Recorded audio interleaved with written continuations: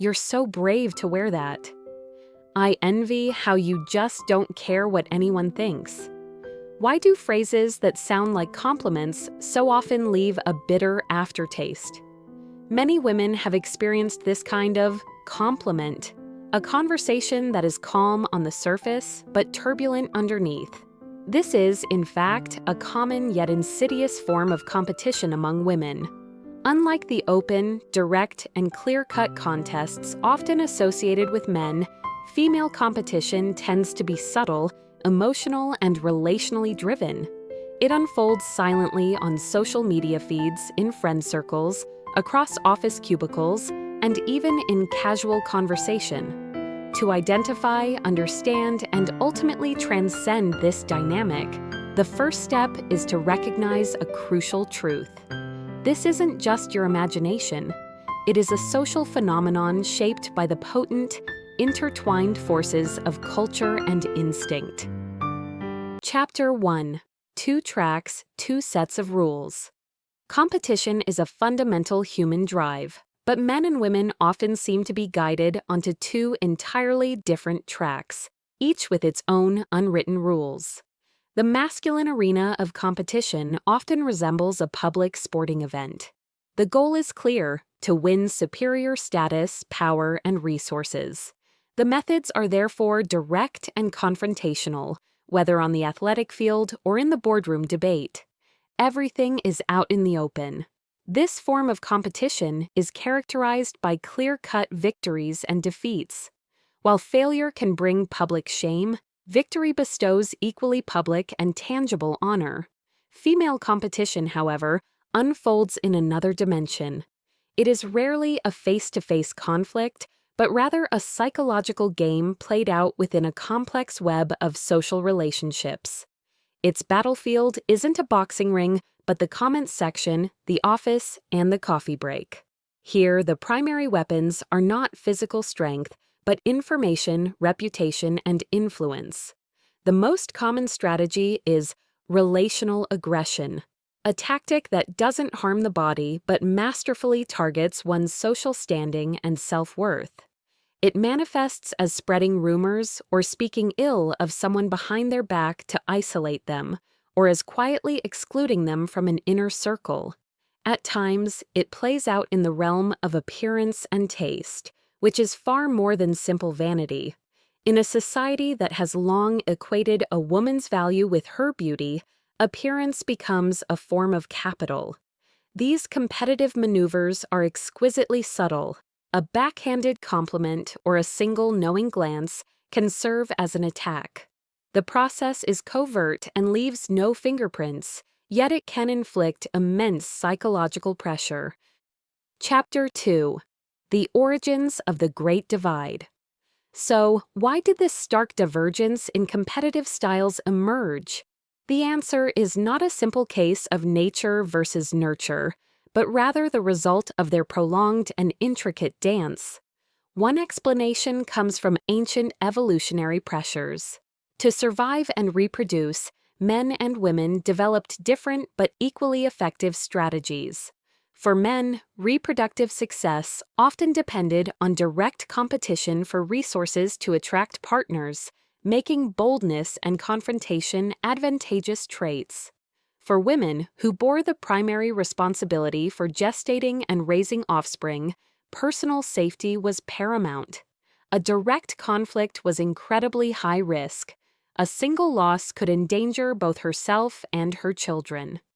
Consequently, evolution likely favored women who were adept at building and maintaining social alliances and who could neutralize rivals through low-risk, indirect methods. Their competition was not for conquest, but for securing the safest and most resource-rich position within the social fabric for themselves and their descendants. Sociocultural forces then reinforced this trend. Consider the ingrained double standard. A boy who is ambitious and competitive is often praised for showing leadership, while a girl exhibiting the same traits might be labeled bossy or unfeminine. This invisible social pressure has historically compelled women to channel their competitive instincts inward, expressing them in more socially acceptable, clandestine ways. Over time, this indirect, relationally driven approach became a subconscious default for many. Chapter 3: The Modern Stage, a New Script. This ancient behavioral pattern has found a new and amplified stage in modern society, the workplace and social media. In the professional world, the objects of competition are concrete: promotions, high-profile projects, and recognition from leadership. When high-level positions for women are perceived as scarce, a phenomenon known as the glass ceiling, a scarcity mindset can take hold, intensifying competition. This rivalry is rarely expressed through open challenges, but is instead woven into the fabric of daily interactions. It might be a seemingly innocent question in a meeting that happens to pinpoint the single greatest weakness in your proposal. It could be having your contributions to a project subtly downplayed in a report to a superior, or perhaps it's consistently being the last to receive critical information, leaving you quietly excluded from the decision-making core. Social media, meanwhile, has constructed the ultimate arena for this subtle competition.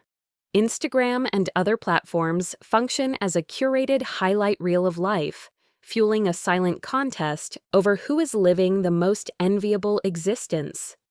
The perfect vacation photos, fitness achievements, and happy family portraits all contribute to a relentless cycle of comparison and anxiety.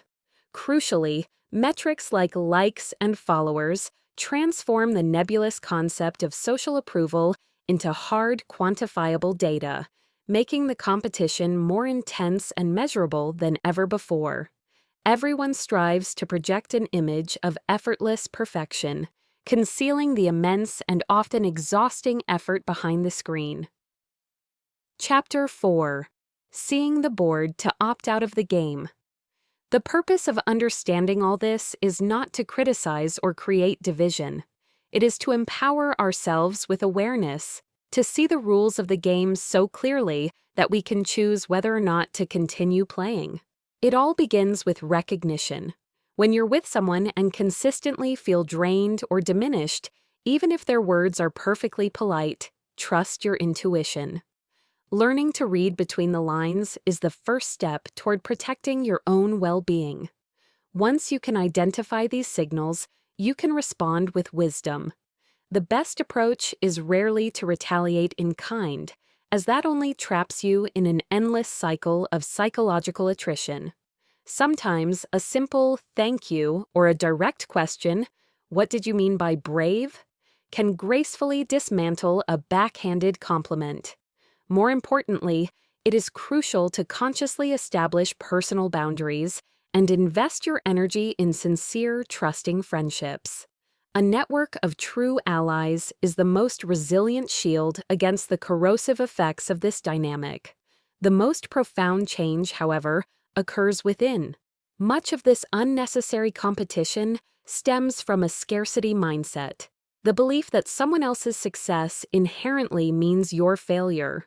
We need to challenge this notion and instead embrace a mindset of abundance, recognizing that another's brilliance doesn't dim your own. It illuminates the path forward. When you make a conscious choice to celebrate the success of the women around you, you will find that you not only empower them, but you also liberate yourself from the shackles of jealousy and insecurity. Conclusion: the phenomenon of female competition is complex and ancient, shaped by invisible historical and social forces. At its core, this undercurrent of rivalry is a form of internal friction, draining our emotional and creative energy. It conditions us to view one another through a critical lens and to seek security through comparison, inadvertently weakening our collective strength. But when we choose to embrace a new model of engagement, one of mutual admiration and shared success, we adopt a higher form of survival wisdom. We begin to understand that our true power lies not in outshining one another, but in lifting each other up. Growth is not a zero-sum game, it is a collective ascent. One woman can be powerful, but a network of women who support each other can truly change the world. And that is where true freedom lies. In the moment you realize you no longer need anyone else's shadow to define your own light.